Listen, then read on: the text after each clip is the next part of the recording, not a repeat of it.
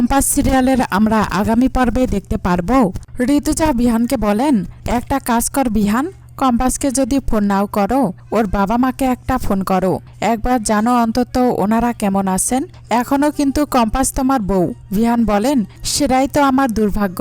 ঋতুজা বলেন, বিহান তোমার মধ্যে যে ঝড়টা চলছে সেটা থামানোর জন্য হলেও ফোনটা করো। তুমি তো একজন ভালো মানুষ, তাতে তো কোনো সন্দেহ নেই বাবা, কর্তব্যটা পালন করো। কম্পাসকে একটা ফোন করে জানো তো ওর কি অবস্থা, কম্পাস ঠিকঠাক খাচ্ছে কিনা, কিভাবে চলছে, সেটা তো আমাদের জানা দরকার। আমি তোমাকে বলা সত্ত্বেও তুমি শোনোনি, তুমি কম্পাসকে আটকাওনি বিহান। তাও যখন তোমার এত অস্থির লাগছে, তুমি টেনশন করছো, প্লিজ একবার ফোন করে নাও। বিহান বলেন, আচ্ছা ঠিক আছে ফাইন। ও গড। ঋতুজা বলেন, দাঁড়াও, দৌড়ে দৌড়ে কোথায় যাচ্ছ বিহান, কি এমন দেখলি, কি এসেছে? বিহান বলেন, দেখো মেয়েটাই এক মুহূর্তের জন্যও আমাকে শান্তি দেবে না, বুঝতে পারছো?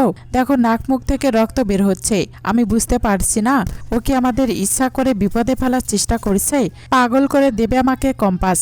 ঋতুজা বলেন, বিহান প্লিজ কাম ডাউন, তুই দোষ দিবি ওকে নাকি মেয়েটাকে বাঁচাবি, কোনটা করবি বলতো আমায়? এটা তো দেখে ল্যাব মনে হচ্ছে আমার। কোন ল্যাব বুঝতে পারছিস? বিহান বলেন, আরে এটা তো ওই রিসার্চ ল্যাবটা, আমি দেখতে চাই কম্পাস কি এক্সপেরিমেন্ট করছে। কম্পাস বিহানকে বলেন, মুক্তি মোনালিসাকে বলেন, মোনালিসা এবার তুমি বলো তো তোমার দাদু তোমাকে কি কি বললেন? মোনালিসা বলেন, কম্পাসের লাইফটা হেল করে দেওয়ার জন্য এবার ওকে একটা সায়েন্টিফিকেট এক্সপেরিমেন্টের পার্ট বানাতে হবে। তুমি আর আমি নিজে থেকে কিচ্ছু করব না, আমরা শুধু ইন্ট্রাকশন দেব।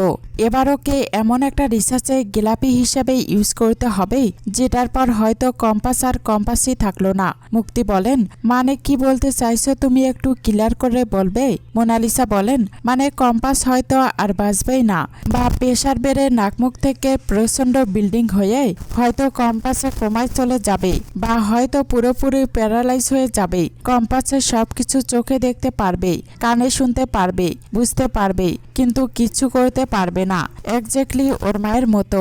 মুক্তিমাসি, এটাই আমাদের অনলি অপশন। আমি যদি এটা না করতে পারি তাহলে হয়তো বিহানকে আর কোনোদিনও পুরোপুরি নিজের করে পাবো না, তুমিও পাবে না কিন্তু অখিলেশ আঙ্কেলকে। মুক্তিমাসি, আমাদের লক্ষ্য কিন্তু এক, সুতরাং কম্পাসকে যে করেই হোক, যাকে বলে হোক, এক্সপেরিমেন্টের পার্ট বানাতেই হবে, ওকে ইনভলভ করতেই হবে। মুক্তি বলেন, বুঝতে পারছি, কিন্তু কাজটা কাকে দিয়ে করানো যায় সেটাই তো বুঝতে পারছি না। হ্যাঁ, একটা উপায় আছে। মোনালিসা, তুমি রিসার্চ ল্যাবের ব্যাপারে কিছু জানো? মোনালিসা বলেন, না তো।